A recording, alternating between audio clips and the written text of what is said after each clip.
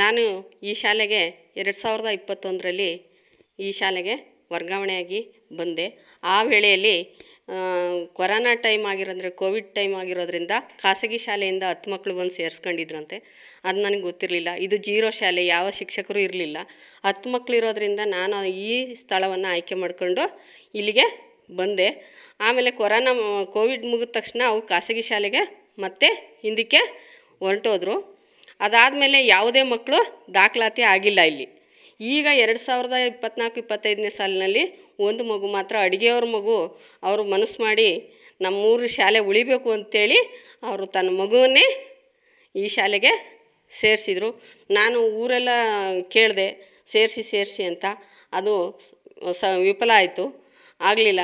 ಎಲ್ಲ ಇಂಗ್ಲೀಷ್ ವ್ಯಾಮೋಹದಿಂದ ಅವರು ಖಾಸಗಿ ಶಾಲೆಯನ್ನು ಆಯ್ಕೆ ಮಾಡಿಕೊಂಡು ಪೋಷಕರು ಖಾಸಗಿ ಶಾಲೆಗೆ ಹೋಗ್ತಾಯಿದ್ದಾವೆ ಮಕ್ಕಳು. ಇಲ್ಲಿ 7ರಿಂದ 8 ಮಕ್ಕಳಂತೂ ಹೋಗ್ತವೆ.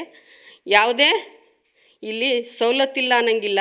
ಸರ್ಕಾರದಿಂದ ಬಿಸಿ ಊಟ ಕೊಡ್ತಾಯಿದೆ, ಸಮವಸ್ತ್ರ ಕೊಡ್ತಾಯಿದೆ, ಪಠ್ಯಪುಸ್ತಕ ಕೊಡ್ತಾಯಿದೆ, ಶೂ ಸಾಕ್ಸ್ ಕೊಡ್ತಾಯಿದೆ. ಆದರೂ ಸಹ ಇಂಗ್ಲೀಷ್ ವ್ಯಾಮೋಹದಿಂದ ಖಾಸಗಿ ಶಾಲೆಗೆ ಹೋಗ್ತಾಯಿದ್ದಾರೆ ಸರ್. ಇದು GLPS ಮಧ್ಯವಳ್ಳಿ ಶಾಲೆ ಅಂತೇಳಿ. ನಾನು ಶಿರಾ ತಾಲೂಕಿಂದ ಶಿರಾದಿಂದ ಬರ್ತಾಯಿದ್ದೀನಿ. ಪ್ರತಿದಿನ ಒಂದು ಮಗುವಿಗಾಗಿ ಅಂತೇನು ನಾನು ಬರ್ತಾಯಿಲ್ಲ. ಒಂದು ಮಗು ಅಂತೇಳಿ ಅದು ಬಹಳ ಚೂಟಿ ಇರೋದ್ರಿಂದ ಆ ಮಗುನ ಬಿಟ್ಟು ಹೋಗೋಕ್ಕೆ ನನಗೆ ಮನಸ್ಸೇ ಇಲ್ಲ.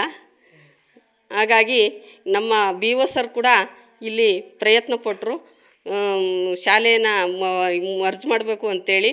ಆದರೆ ಪೋಷಕರು ಬಿಡಲಿಲ್ಲ. ಇಲ್ಲಿ 40 ಮನೆಗಳಿದ್ದಾವೆ ಸರ್. ಇಲ್ಲ ಸರ್, ಇಲ್ಲಿ ಬರ್ತಾಯಿಲ್ಲ. ಹ್ಞೂ ಸರ್. ಹ್ಞೂ ಸರ್, ಮಾಡ್ತೀನಿ.